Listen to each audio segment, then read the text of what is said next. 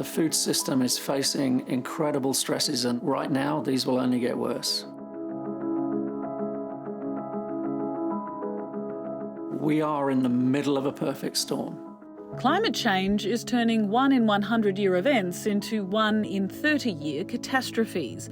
Our world population's growing middle class is hungry for a more varied diet. And with increased urbanisation, you've got a recipe for an unpalatable reality. In the food system space, we have definitely reached a tipping point. With all of these variables coming together, increasing population, increased demand for food, less supply of water, climate risk and so on, this is a huge crossroads that we are facing now as we reach out to 2030. Food and the resources to create it might be under strain, but globally we are wasting 1/3 of all the food we produce. That's 1.6 billion tonnes of food being lost or wasted in the global food chain. At the same time, 1 billion people go hungry every day. Mark Barthel, Chief Strategy and Policy Officer of End Food Waste Australia, says the economic context of all that waste and loss is massive. So it's $1.8 trillion every year of food being lost or wasted around the world. That is pretty staggering. In 2017, the federal government published the National Food Waste Strategy, which set the hugely ambitious target of halving food waste by 2030. A target that would require change from the farm gate right the way through to the kitchen plate, changing the habits of a lifetime in now only 6 years. End Food Waste Australia is very action orientated. We have the largest single R&D program on food loss and waste in the world, and it is great to have it on our doorstep. Our industry action programs are phenomenal ways of engaging with the industry. At the same time, we are now introducing new ingredients into our mix of solutions to food waste. We are launching later in the year a behaviour change program for consumers to reduce the amount of food wasted in households. And we're also becoming much more engaged with policymakers to see where we can make policy changes that will help us to achieve Australia's halving food waste target. End Food Waste Australia believes there are solutions to waste in every part of the food chain. Agri-tech is contributing to more precise agriculture. Improved transportation systems and processes is keeping produce in its prime. When it comes to food manufacturing and processing, End Food Waste carries out walk the line and walk the chain waste audits.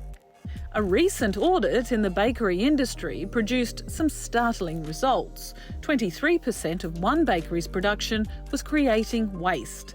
With a few simple changes, the waste rates went from 23% to 1%. The ROI was less than a month. Every dollar that industry invests in reducing food waste will generate a return of between $7 and $21. Just think about that. There aren't many business cases that offer that rate of return, and the return on investment period is typically less than a year.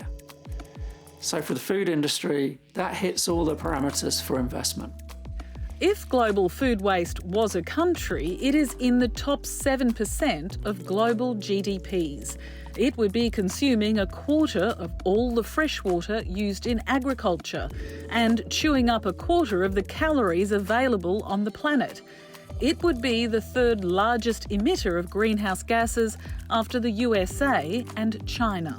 Global food waste represents or contributes to 10% of all global greenhouse gas emissions. Halving Australia's food waste would see 50 million tonnes of carbon dioxide emissions avoided.